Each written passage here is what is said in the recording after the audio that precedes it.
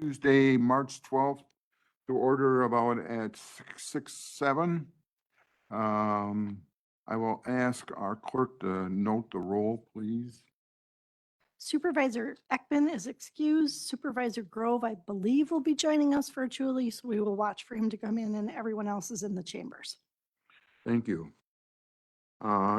Entertainment for the first agenda item, which is approval of the minutes. Moved and seconded. Comments? Hearing none, I'll call a question.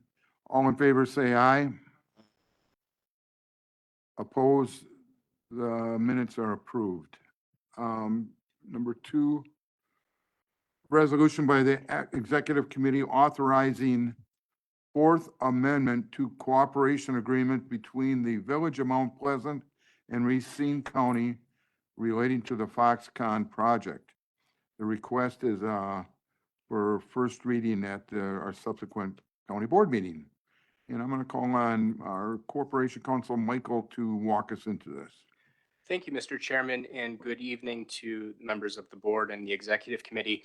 The resolution before you is really a matter of housekeeping, coming on the heels of the recent expansion of Microsoft Corporation's plans to invest billions of dollars to construct new data centers and its purchase of Area 2 and Area 3 land in TID 5 within the Village of Mount Pleasant. Since those milestones were achieved, along with and in furtherance of the execution of the Third Amendment to the cooperation agreement with the Village of Mount Pleasant, a debt reserve account has been established to further protect the village and Racine County. To that end, $27 million has already been deposited and is accruing interest, with an additional $3 million to be deposited, thus reaching a balance of $30 million no later than August of 2025. The Fourth Amendment sets forth those key terms for the debt reserve account. In addition, it releases the village from all future obligations to collect Area 2 and Area 3 special assessments, that in light of Microsoft's purchase of that land and the terms of its development agreement. If there are any questions, I'm happy to address those. We also have in attendance in person this evening, Dave Anderson, Racine County's financial advisor from PFM, and our finance director, Gwen Zimmer. Also joining virtually is special counsel for the project, attorney Debbie Tomczyk. Thank you. Questions?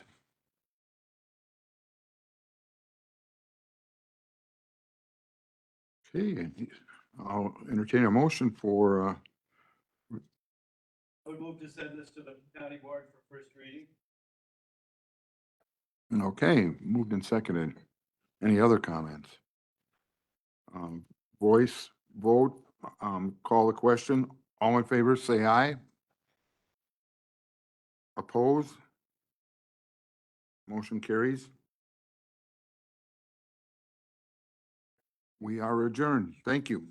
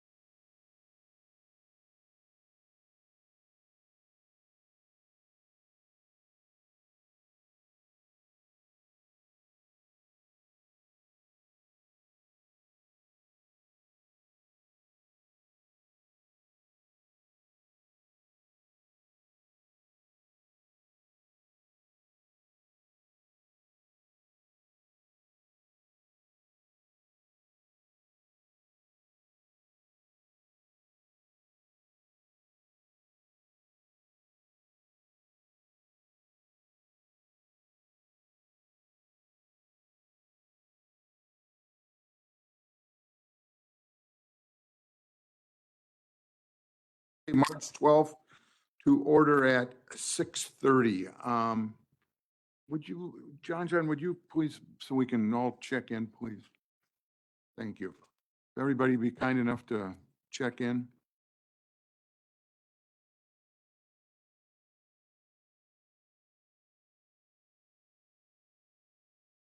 Okay. Your footsteps. Oh, Supervisor Shakur.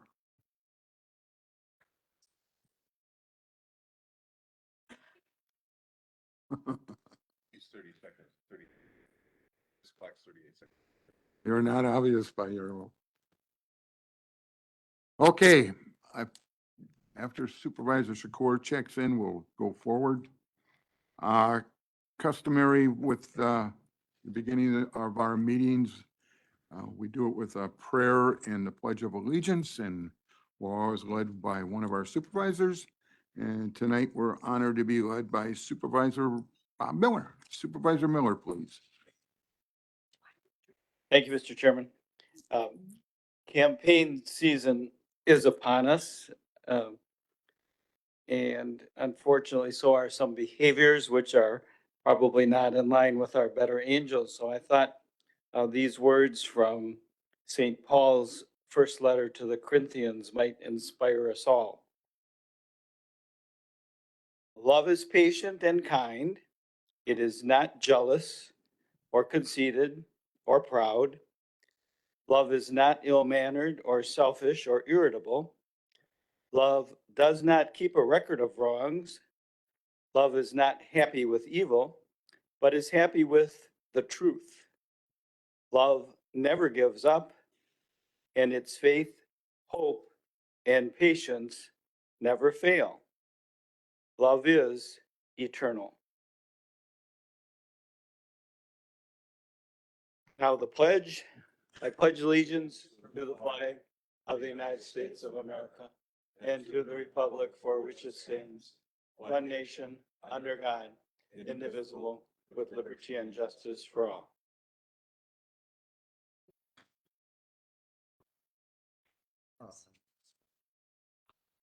Supervisor White just joined us, so welcome, young lady.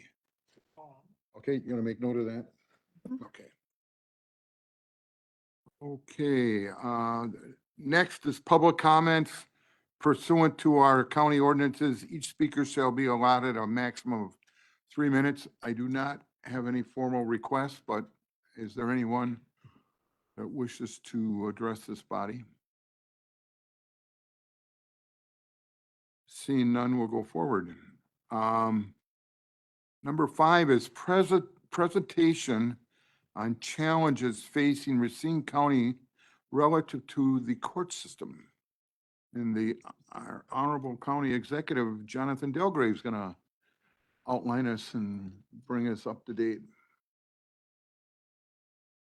Using the word honorable loosely. I know, but we all have license. We all have some license.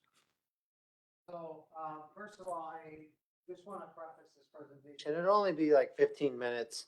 And I believe that it's one of my roles as your county executive and leading the executive branches to bring forth issues and challenges as we start to, we're about, the staff's about really a month away of really getting in for the 2025 budget. Actually more like 3 weeks now. March is almost half over. So, and then I really want to just give credit to the authors of this presentation, and I think they're both going to chime in when either I leave things out or I'm mistaken, but Travis Richardson, as you all know, the Director of Performance Analytics, and then with him is Peyton May. Peyton's been a great addition to Performance and Analytics, has done some amazing work in a few different areas.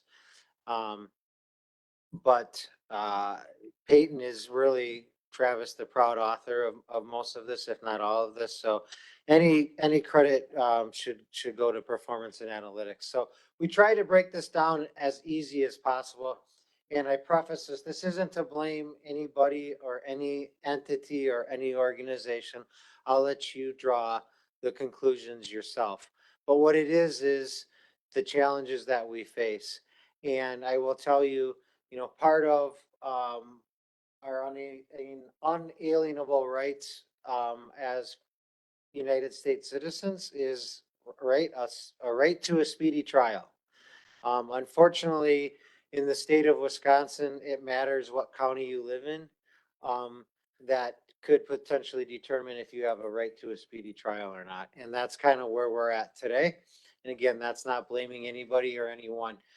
Technically, in their state constitution, the state of Wisconsin is responsible for our court systems, our court system, and anything that goes really involved with that, with the exceptions of administrative clerks. They are county employees, but everything else, whether it's public defenders, they're state employees, court security, which we'll cover in a second, that should all be borne by the state of Wisconsin. And as you can see, that obligation, by the state has kind of, it's been tethered, in a lot of different ways. So Travis, I'll let you, take the first slide here. Absolutely. So what you're looking at, to the point, to the county executive's point about a speedy trial, is the average length of stay for inmates in Racine County. And then so basically average length of stay is from booking date to trial date. And then we narrowed that population down by Racine County inmates who are male, given that they're majority of our jail population. And then even more specifically, individuals waiting or with felony charges awaiting trial, as they're going to be, of course, most impacted by a pre and post trial length of stay. So what, Oh, sorry, go ahead. so what this metric or chart that you're seeing is all we just took males waiting on a felony pretrial court date. So this has no other demographic except for that, because that occupies most of our jail, and that's this is a prime example of within the system of just what we're talking about. So we just took this as one example. Yeah, I would just add, as well as you could really think of this, right, as a key indicator for the health of a court system, right? So whether a system is efficient and responsive or sluggish, and how that impacts these individuals, and in turn, that additional or increase in length of stay, how that's going to impact county finances, right? And that additional strain on the entire court system. So It's really reflected in this. So in 2020, it was 45 days, and that was actually a low point, for individuals waiting, for trial. And as you can see, it's now up to 117 days. So, if you look at that, that is some serious costs to the county within our jail. Now, if you factor out average daily population, and then you take what the daily rate is, you can get to a number, and that number roughly is like 14 or $15 million that the county has to come up with from going from 45 days to 117. Now, I know Bob or Jason Ekman would tell you, well, it can't be true $16 million increase, because no matter what, how many people are in the jail, we still gotta turn the lights on and heat, correct? That's right. And there's a minimum staffing level. So, and I didn't ask Peyton and Travis to really deep take it, because there's just a lot of variables that go with that. But what I will tell you, even if you took half of that increase, it's still $7 to $8 million that the county has had to borne out extra in our jail from 2020 to 2023, given the difference in the days. So I just want to be transparent and make sure that we are telling what the facts are. So while it's a 14 or $15 million increase, there are fixed costs that go with that. So if you just cut it in half, it's still a considerable increase, that we're facing. Is there any questions on the first slide to that? Supervisor Caprilli, go ahead. Thank you. We see the number was at 45 in 2020. Does that have any part to do with were cases being seen virtually during COVID? Yes. And there is no longer any cases being seen virtually? I know of very few. There are extenuating circumstances, but by and large, you're correct. And I don't think this is a point, we have a lot to still learn about this, but from just a problem-solving solution standpoint, if we were to stop right here, looking at continuing virtual cases would be able to drop that number back down quite substantially, even more than halfway through, so, okay. Just to add a little bit to that, Supervisor Caprillion, lucky we have an expert in the room with Captain Friend, but my understanding too is during that, the COVID pandemic with shelter in place and social distancing, I think there were fewer law enforcement interactions and arrests as well, and that impacted the charges referred to through the court system and then in total inmates in jail. So that probably helped to expedite the process too. Go ahead. Thank you. Could you give us an idea then on the amount of daily trials that were being done at that time compared to what they're being done now to substantiate that? Absolutely. I don't have that number offhand, but I'd be happy to provide that. Thank though. you. But Yeah. one of the factors is that, Supervisor Caprilli brings up great point. So what is the significance of the delay? Is because we don't have public defenders and we don't have, prosecutors, and then when they do get to, where a public defender has to take the case, they'll recuse themselves for conflict of interest. And the county, on their own dime, has to go find an attorney. That now goes from $70 to $100 an hour. And it's so, the right to a speedy trial has been bogged down by just a lack of, with this issue, the primary reason is just a lack of ability to have cases tried. Next slide. Yeah, please. Oh, No, go ahead, go ahead, go ahead. I'm fine. Go ahead, Supervisor. I see that there was a decrease, from 20. Go back. All right, so from 2021 to 2022, there was a decrease. I'm trying to see, my question is, what caused that decrease? Because whatever caused it, we wanted for it to continue. But then it seemed like the next year it doubled more than it decreased. So something caused Yeah, the decrease, which was good, but then maybe it wasn't good because it caused an increase that doubled.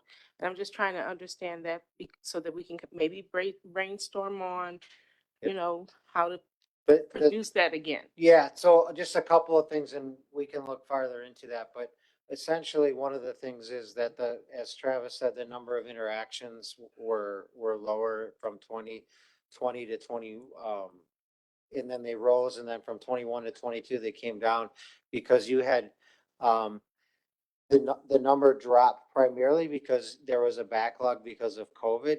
COVID cleared, they got through some of the backlog, that dropped the days, but then everybody, I shouldn't say everybody, that's a generalization, but then there's a lot of people that just decided they didn't want to be a public defender anymore coming out of COVID. They either retired early or they didn't want to be in the workforce anymore. And that was also another reason why it popped up from 45 to 85. Then it cleared a little bit after COVID, and then it went up because again, nobody to take on those trials, but we can look into that a little bit more too, Supervisor Arman, but that's primarily the reason. If I may too quickly add, I think there was an initial positive benefit towards this stat with COVID in the sense of those limited law enforcement interactions. But then if you think about longer term social economic stressors on people, that led to a 30-year high in gun crime, from shots fired to fatal, non-fatal shootings. And of course, the severity of those cases moving through the system also created that spike over those couple of years as well. So kind of in a unique time as well. So thanks for being engaged and asking those questions. Hopefully there'll be more questions as we move along. But what I will just tell you is that the takeaway is that in the last, roughly 2 years, 3 years, we've had to significantly pour finances into the jail because of essentially, for whatever reason, a lack of a speedy trial. And that's really put pressure on Brad It's put pressure on Gwen in terms of the financial resources needed. And, quite frankly, we still hope to continue to work with the state so they can, keep up and meet their financial obligation according to the state constitution. Next slide. This is striking, just in terms of the state revenue, and just kind of what we're seeing, and you can see just the, dramatic spikes that have taken, really since the end of 2021. Yeah, so absolutely. So what you're looking at, just to think of this is, Peyton worked closely with our finance team to comb through the budget and look at all the line items that impact or that are relevant to the court process. And then when you take that total budget and you subtract state support, or lack thereof, as you can see from this chart, that number annually is the total financial burden that falls upon the county for the court system. So if you're looking at roughly 1.5 million in 2016 to 6.1 million in 2023, that that financial burden on the counties quadrupled during that 8-year period. So again, we're having to find more resources to essentially take what I believe is the state's responsibility to provide court services to the people of Wisconsin. Next slide. So you can see state revenue. So while our costs are going up, the ability that we're getting from the state is going down, and it's really taken a dramatic shift as of late. And that's why I'm kind of bringing this to you now, is to make sure you guys are seeing, like, this is the last 2 or 3 years is hard. And this trend, if nothing changes, the gap's going to continue from a state revenue standpoint and from the money that we're putting in as a county. And like I said, the gap's only going to get wider and wider unless something changes.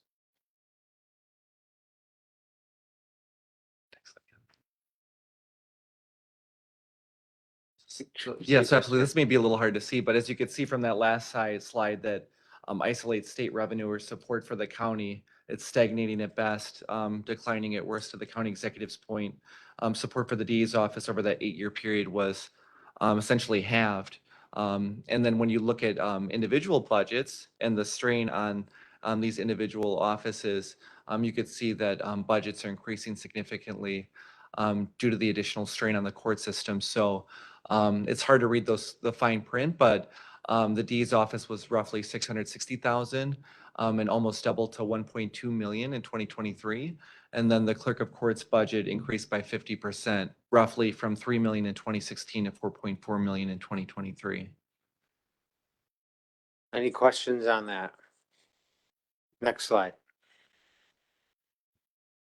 You can just see, whether it's length of stay or healthcare, or the increase in cost of food or utilities, you can see that what we're doing in the jail, we're continually meeting our financial obligations within the jail, but it's taking more and more money just to meet the level of service that's required by us to do that. So you can look at just kind of from 2016 to 2023, we've, essentially had a $7 million plus increase in the amount of money that county taxpayers are paying for. Next slide. Getting close to the end here, but this is just, again, conveyance calls, and they've actually kind of leveled off a little bit, but we are, the state should be reimbursing us for conveyance calls. It's been quite a, again, this isn't a huge problem for us. It's just to say that, we are responsible for this. We're not getting reimbursed, and we're providing this service. Just to add really quickly, so conveyance would be just basically when you need to transport an inmate from one location to another. So it could be from jail, a courtroom, medical facility.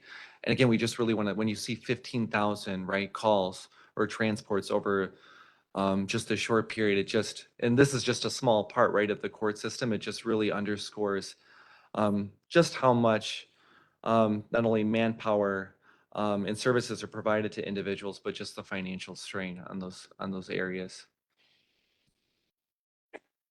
Next slide. Again, I kind of just touched on this already, but just the cost for an inmate has increased substantially. Like I said, I've already kind of touched on that, on the reasons why. But again, it's an obligation that when we're looking to sit down and do the 2025 budget, we really have some real challenges that we've been able to meet, but we consistently are being challenged, and you can't continually, you know, ask the county to meet its obligations at the rate of increase expenses and decrease of revenue from the state, without something changing. And just to quickly add here too, if you look at the bottom right in the red font, when Peyton looked at this metric, it was a very conservative estimate. As you can see, those line items are inmate-specific costs. But if you truly factor in the true cost to serve and take care of those individuals, that number is significantly higher and then gets to those millions of dollars that the county executive mentioned when you increase an average or double an average length of stay, for example, from over an 8-year period. That was that $14 to $15 million I was Mhm. mentioning at the top. Next slide. You guys understand, you know, we increased the CO space, and essentially this is a result of our increase, and we had to, do that just to make sure that we were staffing the jail effectively and safely. Next slide. One of the things is security yet coming up, or is this the last slide? Okay, Yeah. so I really want to touch on security as well. The state of Wisconsin is also supposed to fund the security of our courtrooms. Besides the courtrooms in courthouse, we have courtrooms in the LEC, a courtroom, a lot of courtrooms in our. And we basically have gone really from essentially the state funding our court a while back. Now we're putting almost $2 million of county levy money provided by, from Racine County Courthouse Program. Yeah. Oh, you're right, probably. So we are paying a lot for court security, almost $2 million, and that is also something that the state should be, they are obligated to do, and they don't. So that's anything takeaway on the last slide here, Travis? Yeah, so any questions or comments? I just bring this to you as, you know, we are at a tipping point. If you remember my last day of the county, which I don't blame you if you don't. But the check engine light was on. We are 72 out of 72 counties in per capita spending, for, our property tax owners. We don't have a sales tax. We are pretty lean, and that's something we should all be proud of. But we have not been rewarded by the state of Wisconsin for being, frugal.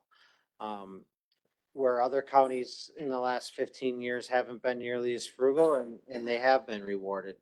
So, 72 out of 72, that I think we've established trust with our taxpayers, knowing that the county still provides high level services, at a really, efficient cost.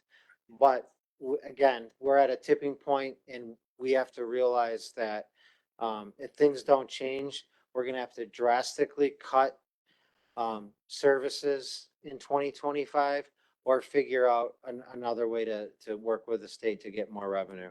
But, and this is just one area of the county.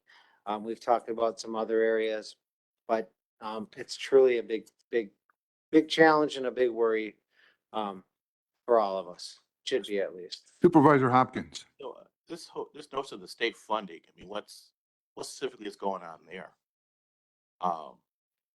Is that, I don't know if I caught that. Is that that's been going down or, Mhm. okay, Or flat.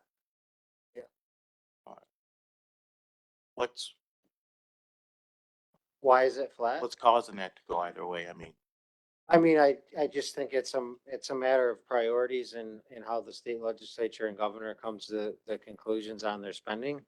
But essentially, I think, every situation in life, right? The first story you tell yourself is about you. And I'm sure if you ask the state of Wisconsin, they probably are telling themselves the same story we're telling ourselves right now, is that we have no money and we can't increase expenditures. And if we do that, and that's probably the story they're saying and why they don't really increase shared revenue very much Yeah, to counties and municipalities. I just find it curious that the court is, I guess, it's only instrumentality of the state, but yet funding wise, that funding is not commensurate with that, Demand. No. Yep.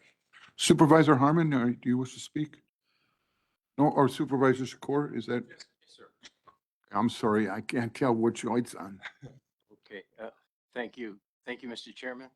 And first, I want to start off with I just want to ask your honor, the county executive, what are you doing with pink tie on?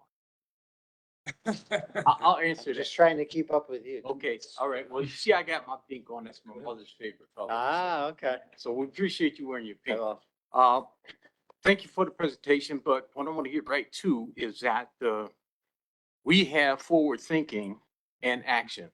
And what I mean by that, we're working as a collaborative effort with the Health and Human Services Development Board, with the Human Services Board headed by Director Hope and also Chairman Miller.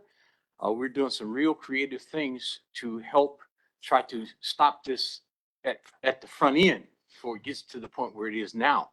So I'd like to thank them for that, the committee and the adding of the funds to the budget, whatnot, but we're trying to be proactive and in a collaborative manner. It's going to take everyone, and I've said this for years, and I'll say it again. We got to save and support the families, and that's what these Human Services Board are doing. We're putting the stuff out there for the honorable people of the county to take part in, and we can stem the tide in somewhat. So that's what we got to do. Is you got to get back to the parents, family. They don't have to be married, single, or whatever, stepfather, grandmother, whatever. But we have got to get to the youth and the families early in order to stem the tide on a lot of this. And again, I say without any apologies whatsoever, any apologies that county executive, the Human Service Board, and also the committees and this county board is doing everything it can to help make a difference here, but we cannot do it by ourselves. Supervisor Spencer, please.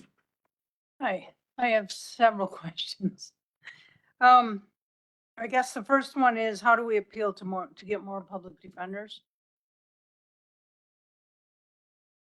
I mean, the WCA, it's their number one point that they've been lobbying for in the last budget cycle and the budget cycle before that. They did raise ADA wages and public defender wages in the last budget, so that was good news. But it's still, there's still, if you go to law school and you want to be an ADA, you're not making much more money than if you've been working at Uline, for a few years. The pay structure isn't much different, so it's challenging. So it's like a starting position coming out of law school, and then they might move up, or they wouldn't stay here long due to the pay grade, right? Mhm. Okay. Or for whatever reason, yeah. Yeah, and then I have a question about the conveyance positions. Are they specific conveyance positions, or do they rotate deputies, or how does that work? And how are they paid? Brad, I don't know if you can chime in, but they typically rotate the deputies into conveyance and who's available to be able to do it. Picked on seniority each year. Okay, so it's not a specific position where, Okay, so someone is hired to be to drive inmates from here to there. Hired as a deputy, but based on their seniority, they can pick the different positions throughout the sheriff's office. So there's a number of positions that exist for the position of conveyance. They're filled by deputies. Okay. Should I continue? Should I ask some other supervisors first? or Sure. Is that your question? I have more. Okay, well, Supervisor Coprelian and then Supervisor Horth and then Vice Chairman Kramer. Thank you. And then Jody. All righty. I just have a question. You had mentioned at the beginning, Travis, I believe you mentioned that you worked with the finance department to gather the data on how we were expending money that affected in this area. Mhm. So were you looking at all of the sheriff's department then, or was it just the sheriff's department that is working within the jail? We looked at the entire sheriff's department and in addition to that, other areas too Clerk that and touch, clerks in that touch the court system. Okay, no, that's a good point, and I do understand, just because we're only doing this in 15 plus or so minutes, that, content does matter, and, graphs, numbers are all up, it's really, data requires interpretation. Yes. And so, I just wanted to know a little bit of that content, just to make the point. And over those years, I saw, the differences. It was quite shocking. But we also have to remember too that there were salary increases over the years. And then also we had staff increases. I believe it was during the time to try to be proactive when Foxconn was coming. And so, we're going to see those dips because we've also increased it. But not to move away from your point, I think what you're saying is for what we have right now with the increases, that, this is the state in which we're at. But again, content does matter and some of those other finer points even that I asked too. But I think what we're just hearing is, I thank you for bringing this awareness to us. And just so as you are preparing the budget in the next 3 weeks or whatever, when it comes, I think you're trying to remove our shock value out when it comes to the budget time, the budget period. But maybe at some point it would be good, and maybe it's just my interest to understand some of those numbers, because I think it's due to our votes on this county board that we have such huge increases as well. Well, Yeah. I just push back on that a little bit, that this is all related to whether it's length of stay in the jail due to the court system or what goes into the court system. So we are not, when we expanded the 12 positions of sheriff's deputies for Foxconn, that's not really relevant to why our costs for court-based services are skyrocketing, as well as, so it's both and, Supervisor Caprillion. So while you could say, well, we increased the pay during COVID for conveyance in COs in particular, that could be certainly a driver.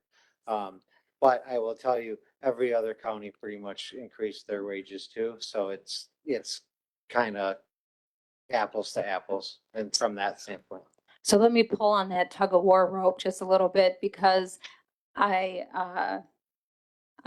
take your point, and I'm not disputing that, but the slides that were presented ventured off in another area too. It wasn't just talking about length of stay. It was showing the increases in expenditures and how much difference that it's coming from state or not. We moved away from length of stay. That was at the beginning of the presentation. So I'm making a point to the further slides. Got it. You okay? It- Supervisor Horth. Oh, Chairman Kramer. Thank you, Mr. Chairman, County Executive Travis. I really don't have a question. I think it's a statement more than anything, because my focus is generally on looking at trends. And you're going to have a change year to year, various things will occur. But what I just saw, if I interpreted it correctly, was that over the past 6 to 7 years, because it looks like you went back to 16, 17 roughly, maybe 8 years, that it was clear that the expenses continued to increase over that long period of time, Mhm. while unfortunately, state subsidies clearly showed a decrease. So I applaud the focus on this topic because unfortunately, I'm not hearing and I don't see yet where that trend is going to stop if something isn't done about it. And so to me, you're looking at this is probably, I don't, it's not the first time you've done it, I'm sure. But paying attention to the analytics of this tells us something more specific based on data quality than on interpretation or assumptions. And to me, that's very valuable when it comes to any decisions that we'll be asked to look at in the future on the topic. So thank you very much. Vice Chairman Kramer. Thank you, Mr. Chairman. A couple slides ago, the inmate monthly cost at $701 a month in 2023. And I didn't quite catch the 2022, but that was So like a the- $200 or $300 Yeah. raise. Was that because of the medical? Yeah, primarily, I mean, you can talk about the length of stay and what that meant in terms of the increase on an annual basis, but the cost to take care of a inmate has significantly increased and primarily due to two or three factors, but the main one is the healthcare. The healthcare, okay. Yeah. That explains. Supervisor Thank you. Spencer, do you still have questions? Sure. So I guess my concern is a couple of things, is that we're probably holding people for possession of marijuana, Disagree. you know? You think they're So being held most, for- and we are getting off track here a little bit, but what I would answer that question is the district attorney is not taking and putting people through the court system that just have a single marijuana offense. What she's doing is if there's a number of charges that has happened and that marijuana is included within those charges, oftentimes that charge is the easiest to be able to capitulate through based on the other charges. And that's really the only time that otherwise they're not really going through the court system. So they're not being held waiting trial for just possession. Correct. Is that, okay, all right. My other concern is what you said about the state. I mean, if they're obligated to pay it, what can we do to get? So a Those couple of things. funds. One is I'm working on a bill, the 5 county executives in the largest counties in the state. We're working on a bill to, and we've got some traction. Even Senator Wongard is listening very closely. Can we bite the apple in a few bites? So we're not asking the state to say you need to, but to me, court security would be a really good start because it's easy to measure. Every county has to provide it. And you can essentially say where there's a courtroom, you should be providing the security. So for us, that would be $2 million. We're probably on the higher end. So if the mean is, let's just say it's 500,000, if Milwaukee being the highest, then Dane. Essentially, the bottom line is it's about $100 million. That's back of the napkin math. But if the state would provide $100 million for counties to be able to do their court security, that would save us $2 million. And even better, it would stop us from having to increase expenditures for court security every year because that would be a state obligation. So that's kind of the first bite of the apple, but that's two years away from, or a year and a half away now from a new state budget. And that's even if we can get the legislation passed. You okay? Thank you. Thank Okay, you, Chair. Supervisor Trotter. Thank you, Mr. Chairman. Jonathan, thank you for the presentation, and Travis too. Thanks. I'm looking at this from 30,000 feet. This subject that we're speaking about tonight, expenditures, really relates to money, obviously. It's capital. It's realize that total spending for Racine, we are last for capital per capita for the 72 counties in the state. It's a revenue issue. There's not enough revenue coming in to our county, whether it be from the state, wherever. We are the highway expenditures. Now I'm off subject, but it's a revenue issue. We are second to last in highway expenditures. We are last in health and human services. It's a revenue issue. This is just one component of where we are heading if we don't find alternatives for additional revenue for Racine County. So look at it that way. I appreciate the details and the questions that were asked and when did this happen and when did that happen? But we need to put our thinking caps on to generate more revenue for Racine County. Okay. Supervisor Dembski. Thank you, Chair. Thank you, Jonathan Travis, for the presentation. I just wanted to, you mentioned that this bill is being worked on by the county executives of the 5 largest counties. Is this like comparables? Are the 5 largest counties also feeling the exact same pinch? Yes. Do you not see it in other counties?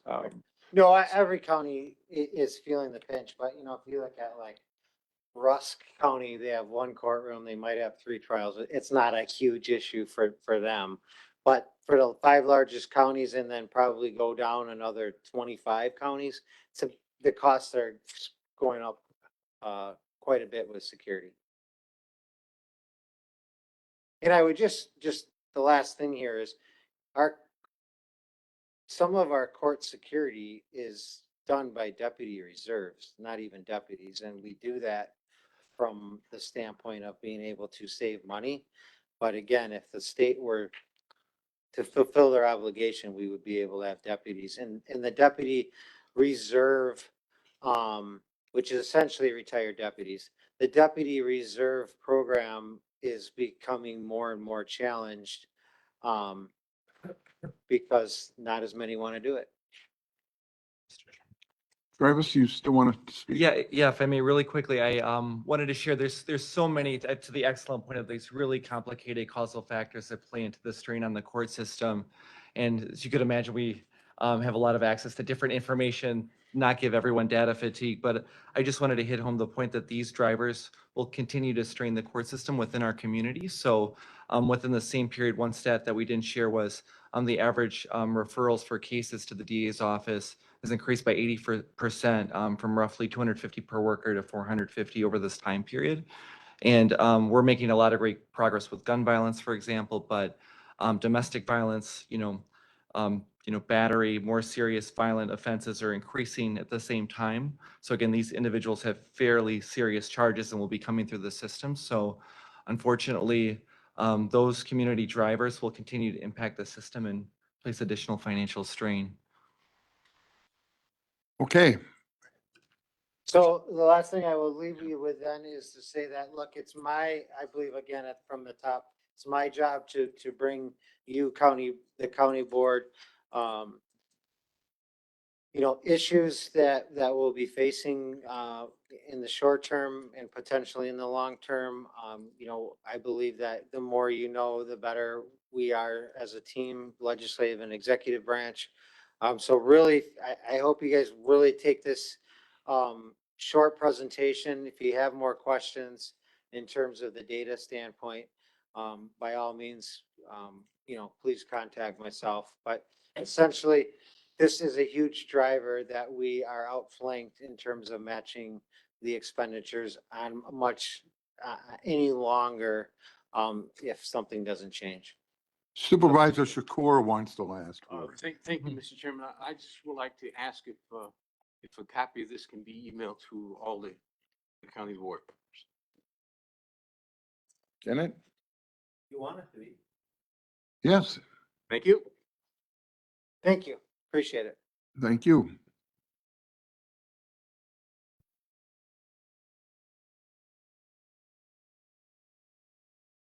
Number 6, reading of the minutes of the previous meeting, which is automatically waived unless requested by a majority of the members present.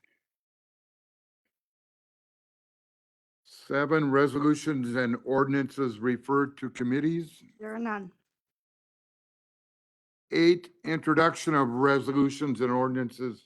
Resolution number 2023-93 by Finance and Human Resources Committee reauthorizing self-insurance for Racine County's workers' compensation program. Resolution number 2023-94 by Finance and Human Resources Committee authorizing the reclassification of one FTE non-rep, non-exempt Windows to Work coach N070 to one FTE non-rep exempt lead Windows to Work coach E40 effective April 6, 2024, and use of sufficient funds within the 2024 Human Services budget. And resolution number 2023-95 by Finance and Human Resources Committee authorizing the reclassification of one FTE non-rep exempt youth vocational coordinator E40 to one FTE non-rep exempt youth justice lead worker E050 effective April 6, 2024, and use of sufficient funds within the 2024 Human Services budget. Supervisor Trottier. Thank you, Mr. Chairman. In regards to Resolution 2023-93, I am requesting unanimous consent from our board to allow first and second reading. Please, Mr. Chairman. Okay. Looks like you have it, sir. Thank you, Mr. Chairman. And then I'm going to call on Vice Chairman Kramer.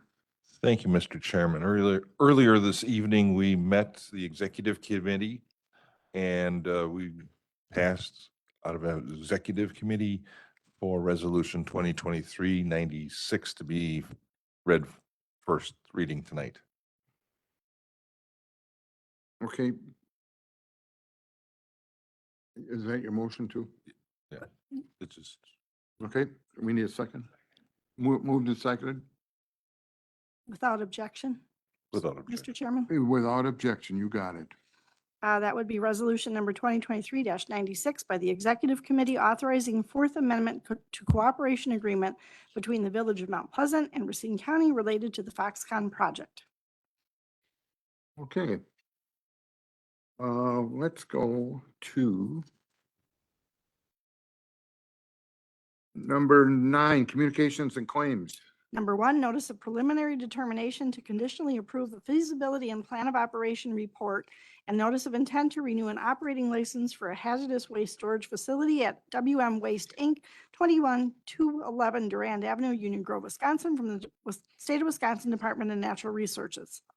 Item number 1 is referred to Economic Development and Land Use Planning Committee. Number 2, resolution requesting changes to Wisconsin state statutes per diem payment authority for county board members serving on municipal library boards and number of county board members to serve from Barron County. Item number 2 is referred to Executive Committee. And then communications number 3 and 4 are legal claims. And the remaining communications number 5 through 21 are notifications from the United States Bankruptcy Court. Items 3 through 21 are referred to Finance and Human Resources Committee and Corporation Council. Is Supervisor Meyer? You got it. Anyone else? Supervisor Kelly. Copies of number 1, 11, and 13, please. So be it. Chair, I'd also like a copy number 1.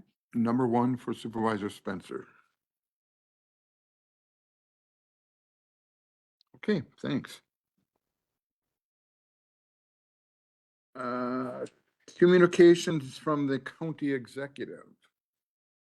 We have none on tonight's agenda. Standing committee reports containing recommendations on items referred. There are no reports. Second reading of resolutions and ordinances. Under majority vote, we have resolution number 2023-88 by Finance and Human Resources Committee establishing the total annual compensation of the county clerk, county treasurer, and register of deeds for the years 2025, 2026, 2027, and 2028.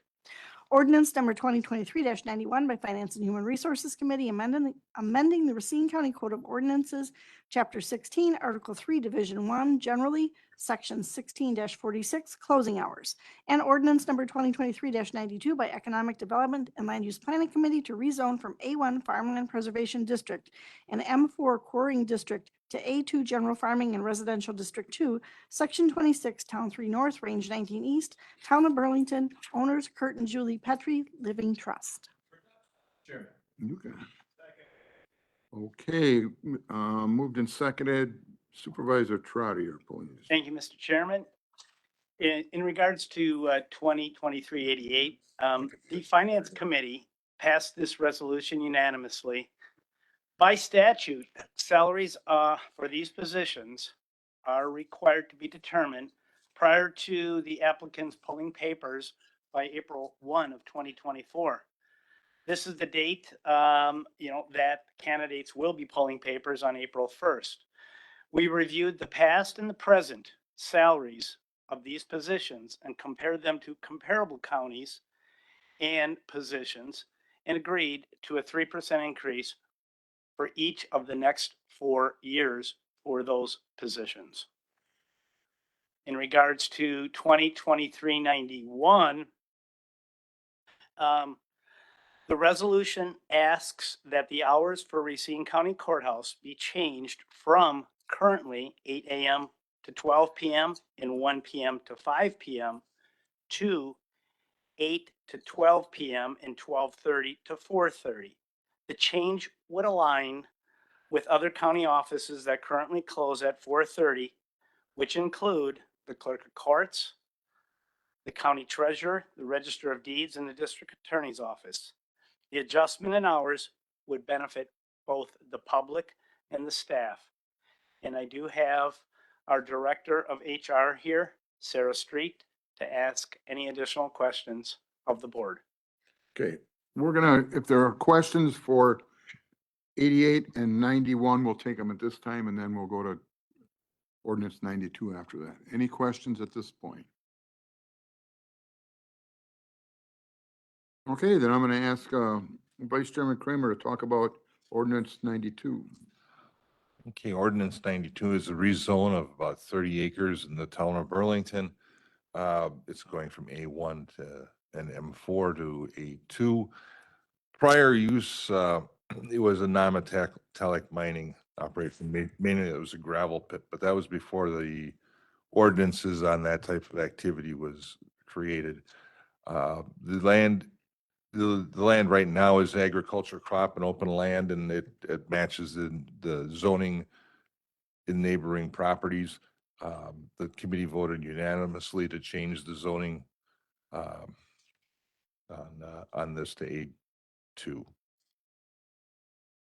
Okay, questions for Vice Chairman Kramer?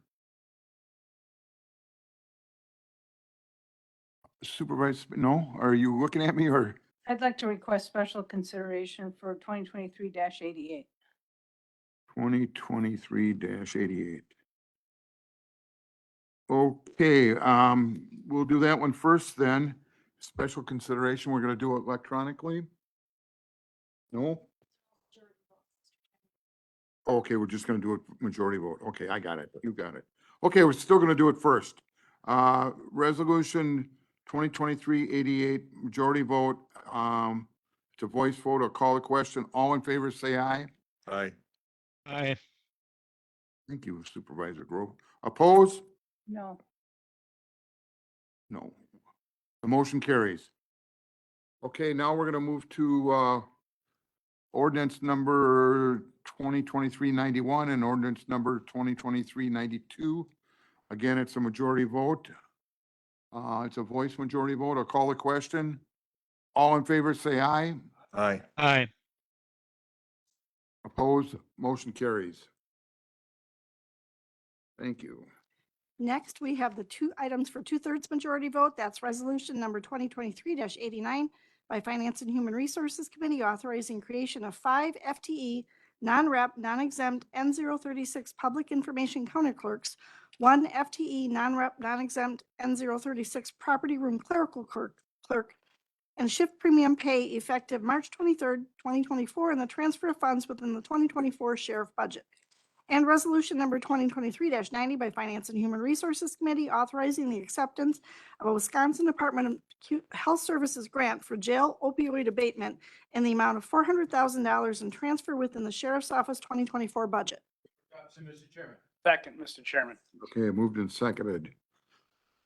Supervisor Trotter. Thank you, Mr. Chairman. I do have Captain Brad Friend here to address any questions, but I would like to first of all state 2023-89.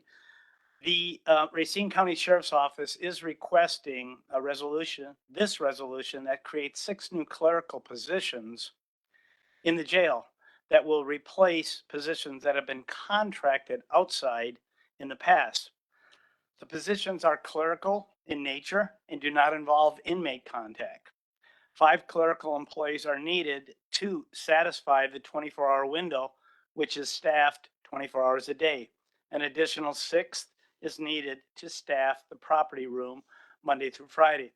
Historically, these positions have been contracted outside, but yet due to unfortunate costs increasing, the private sector is no longer a savings for the clerical market. And then also resolution 2023-90, in regards to the opiate abatement efforts, the jail division of Racine County submitted an application for grant funding to develop the infrastructure that's needed within the jail to provide medication assistant treatment, MAT, to inmates with opioid disorders. The needs assessment revealed that our county ranks 4th in the state of Wisconsin for high substance use disorder intervention needs. The grant was awarded by the state to Racine County in the amount of $400,000, which will allow for individuals to be administered MAT services throughout their stay in the facility and increase the likelihood of sustained abstinence and recovery upon release. Again, I have Captain Friend here to answer any questions you may have in regards to this 2/3 vote. Questions? Questions? Greg. Supervisor Horth. Thank you, Mr. Chairman. On 2023-89, do I understand again that this is an addition of 6 FTEs with an elimination of 6 contract laborers that were initially or were being utilized? That's correct. So just out of curiosity, from a pure dollars and cents standpoint, inclusive of PTE, payroll taxes and employee benefits, what does the delta look like?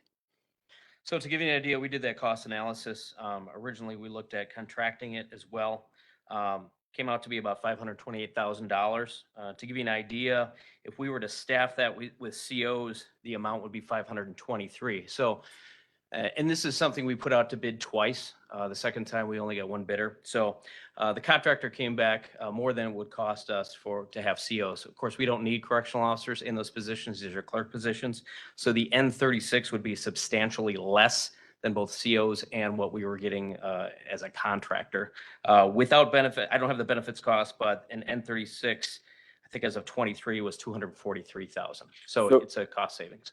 So then again, the total cost appears to be something less or substantially less than the continuation of utilizing the contractors. And these will be employees of yours that you will be able to guide, direct, and not have to go through a third party. Correct. And you picked up on a very important point, is that training piece. We will have much more control over these staff members than we do the contracted employees. Anyone else? Supervisor Corpellian. Thank you. You just went into great detail to talk about the savings. I'm just curious, I think I recall during the tour, and maybe I'm thinking of a different position. Is this the contract provider that we were having a hard time finding individuals to staff? Yes. Okay, Yes, it was. thank you. Supervisor Kelly, do you wish to speak? No, I've just been highlighted for a while here. Through no fault of your own, is that it? Okay. Anyone else? Okay, it's a 2/3 vote. We're gonna do it electronically. Jonathan or John will help us. Let's first make sure everyone's Yeah, oh, it's- in, and I am marking Supervisor Groven because he's attending virtually, so. We are good. Jonathan, if you want to move forward. One more. And then I will ask Supervisor Grove how you vote. Yes. Thank you. All have voted. Motion carries unanimously. Thank you. And then we have one more, And right? then we have one more. That was the request for the first and second reading this evening. That would be resolution number 2023-93 by Finance and Human Resources Committee, reauthorizing self-insurance for Racine County's workers' compensation program. Moved and seconded. Any, well, Supervisor Trotter, or you want to? I'm going to let our director of the HR take care of this one, please. Just as a Street. notation, Mr. Chairman, I believe this is a majority vote. Okay, thank you. Hello. Sarah? Hi, good evening. So the Department of Workforce Development requires all employers that have 3 or more employees to have workers' comp insurance unless you are exempt and you have self-insurance. And so Racine County is self-insured. And because we are self-insured, it's a standard practice that every 3 years we must get a resolution passed just to state that we are still self-insured. So that's the resolution that you're seeing before you tonight. Questions? Okay, as the clerk advised us, this is a majority vote. A voice majority vote. I'll call the question. All in favor, say aye. Aye. Aye. Opposed? The resolution passes. Thank you. 13, reconsideration of resolutions and ordinances from previous meetings and/or action on vetoes. There are no items to reconsider. Okay, 14, reconsideration of and/or notice of intent to reconsider resolutions and ordinances. We have none. 15, informational reports. There are none on tonight's agenda. 16, miscellaneous business announcements and oral reports. Anyone? Yes. Supervisor Hort. Yes, I just wanted to take the opportunity tonight to just remind everyone that back in the fall, we were all presented with information regarding FEMA's changes to the floodplain maps that existed throughout Racine County. And at that point, we got some information as to who and what was going to be impacted. Well, we all voted on it. It was approved. Otherwise, we didn't have much choice, to be perfectly candid on that one. However, I think it's important to let everyone know that FEMA has made those changes. They have been shared with all of the lending institutions with regards to anybody or any people that may have been living in or around floodplain environments. And what that has now caused is a number of residents are starting to pick up the phone and wonder why they're getting $2,000, $3,000, $4,000 bills. What I've learned is that this process was followed by protocol starting in January of 22.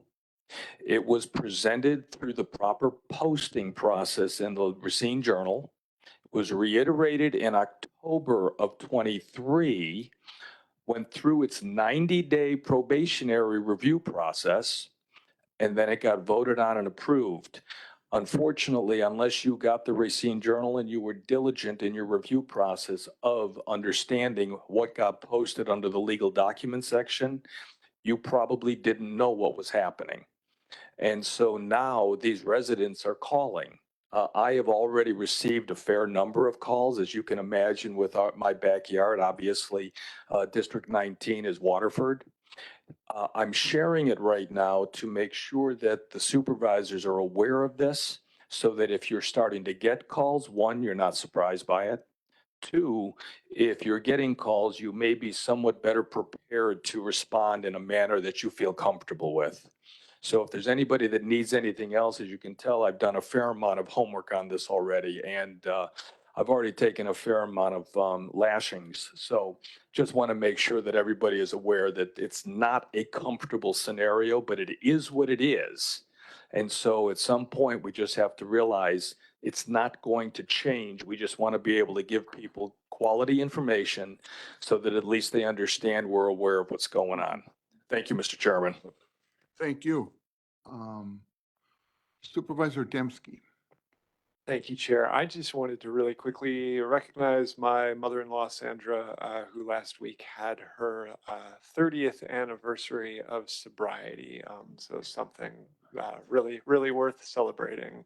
Just wanted to honor her and thank her for making such great decisions 30 years ago. Good for her. Supervisor Harmon? Sir. Thank you, Chair. Real quick, I am sending out congratulations to my son on his engagement. He is engaged to a wonderful young lady. Her name is Danielle Johnson. So congratulations, Robert Harmon and Danielle Johnson on their engagement. And their mother too. Vice Chairman Kramer. Thank you, Mr. Chairman. I invite everybody to come on Thursday night to the Public Works meeting. The Army Corps of Engineers are going to be making a report out on the Heart Lake Dam. And also the Public Works members, if you could mark it down, it starts at 6. We'll open it up for questions from the supervisors that are attending with the Public Works Committee, and then all the other supervisors. So it's an important meeting. Is it, I'm sorry, is it a public hearing? No. There'll be a public, the Army Corps will be reporting out of the public hearing to the county board supervisors, yeah. But is anybody else allowed to speak? The questions will be coming from the county board supervisors and attendants. Thank you. The public will have an opportunity to speak, but it'll be like a public comment period. Okay, thank you. Supervisor Krapelian. Thank you. First, I just asked, is that going to be streamed by any chance? No, that we haven't. Okay. Thank you, but I do have something. Go ahead. All right, thank you. And maybe clarification from the clerk's office or corporation counsel. Our next scheduled government services meeting is April 4th, which is 2 days after the election. All the government services committee did receive some homework to do in preparation for that, if that does remain on the agenda. But I do believe the sitting supervisors, even though if it's after elections, still have an obligation to go to their standing committees. I will answer that. That is correct because you actually still have another county board meeting as this body on April 9th. And I happen to have been at that Government Services Committee, so I know if you're proposing any changes or amendments, because the discussion was related to the Youth and Governance program, if there were any like resolutions or something that would come out of Government Services, we would want that to go for first and second reading at that April 9th meeting. So again, that action is taken by this body. Otherwise, you sort of have to start all over. Oh, my goodness. Okay, so Government Services Committee, please, if you can, do your homework, read up on what we had sent out, and so you can be prepared for that meeting on Thursday, April 4th At 5 o'clock at 5 o'clock. upstairs. Thank you. What's that? Upstairs. Yes. Okay. Thank you. Any other comments or announcements? We are adjourned. Thank you.